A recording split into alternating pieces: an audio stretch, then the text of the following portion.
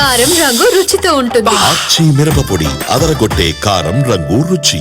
అదే విధంగా అధ్యక్ష 9.20.4 సబ్ క్లాస్ లో all manpower resources deployed by the IA అంటే ఇంప్లిమెంటింగ్ ఏజెన్సీ అధ్యక్ష for execution of this contract must strictly adhere to the attendance reporting procedures and make their services available as agreed upon for the entire reporting time period at the purchaser's office location.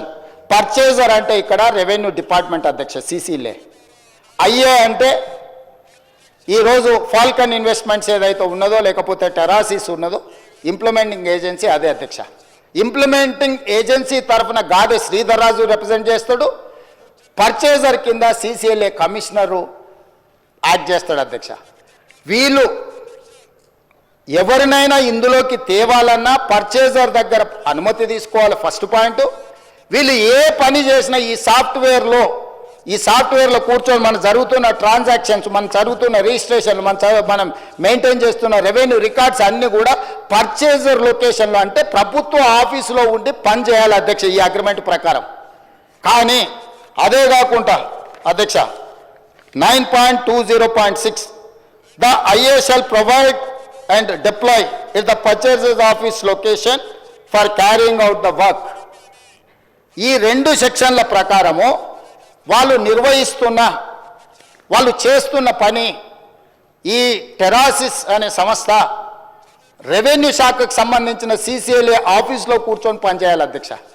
కానీ ఈరోజు అధ్యక్ష అధికారుల నుంచి నాకు అందుతున్న సమాచారం తెలంగాణ రాష్ట్రంలో ప్రభుత్వ కార్యాలయంలో లేదు, బయట ఉన్నది.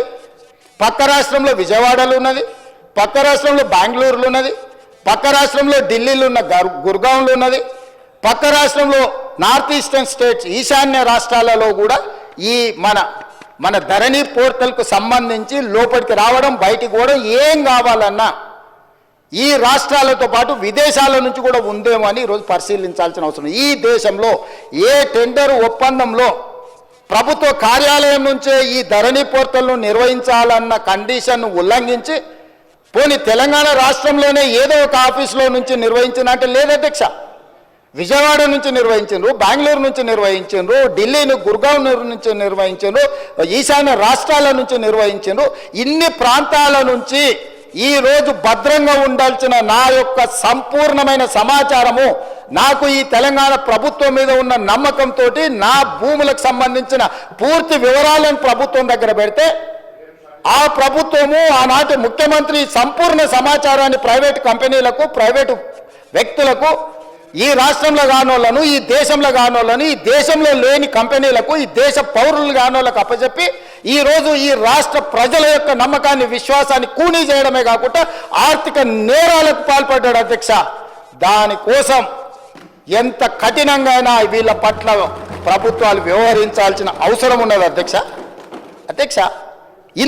ఇంత విలువైన సమాచారం, ఇంత వివరాలను తీసుకెళ్ళి ఇతర దేశాలకు సమాచారాన్ని చేరవేస్తూ ఇవాళ మనం దీన్ని ఎట్లయినా సవరించుకొని దీన్ని ఎట్లయినా బాగు చేసుకోవాలని మా సమాచారాన్ని బయట ఎవరికైనా ఇస్తే కేంద్ర ప్రభుత్వం సవరించిన యాక్ట్ ప్రకారం, డేటా ప్రొటెక్షన్ యాక్ట్ ప్రకారం అధ్యక్ష 2023 దేశ పౌరుల వ్యక్తిగత ఇతర సమాచారం ఏదైనా ఆ వ్యక్తి యొక్క అనుమతి లేకుండా సేకరించడం నేరం, చట్ట విరుద్ధం. అలా సేకరించిన డేటాను చట్టబద్ధంగా ఆ చట్టంలో చెప్పిన వ్యక్తి ప్రకారమే వినియోగించాలి. ప్రభుత్వానికి ప్రజల మధ్య ఉండాల్సిన విశ్వసనీయత లేకుండా నిబంధనలను ఉల్లంఘించారు. Violation of fiduciary relationship between government and citizen. కేంద్ర ప్రభుత్వము వ్యక్తుల సమాచారాన్ని గోప్యంగా ఉంచాలి. వ్యక్తుల సమాచారాన్ని ప్రభుత్వం ఏదైనా పథకం కోసం కానీ ఏదైనా అంశంలో సేకరించినప్పుడు ఆ వ్యక్తి అనుమతి లేకుండా, ఆ వ్యక్తికి తెలవకుండా ఎవరికి ఇవ్వకూడదని మన చట్టాలు చెప్తున్నాయి అధ్యక్ష.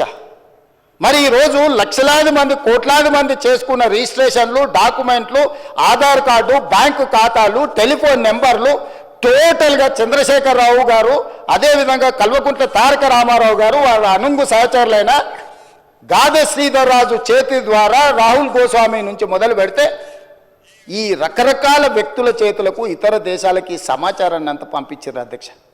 ఎందుకు ఈరోజు సంవత్సరం మొత్తం సాంకేతిక నిపుణులతో, రాజకీయ పార్టీలతో, రైతు కూలీ సంఘాలతో, ప్రతి ఒక్కరితో ఎందుకు చర్చించినాం అధ్యక్ష? ఇంత తీవ్రమైన నేరం జరగడానికి అవకాశం కలిగించిన ధరణి, చంద్రశేఖరరావు, తారక రామారావు గారి విషయంలో ప్రభుత్వం స్పష్టమైన విధానంతో ముందుకు వెళ్ళాలని మా రెవెన్యూ శాఖ మంత్రి గారు కొన్ని వందల మీటింగులు పెట్టిండు అధ్యక్ష. ఇది ఆషామాషిగా ఈ చట్టం ఈరోజు సభ ముందుకు రాలేదు అధ్యక్ష.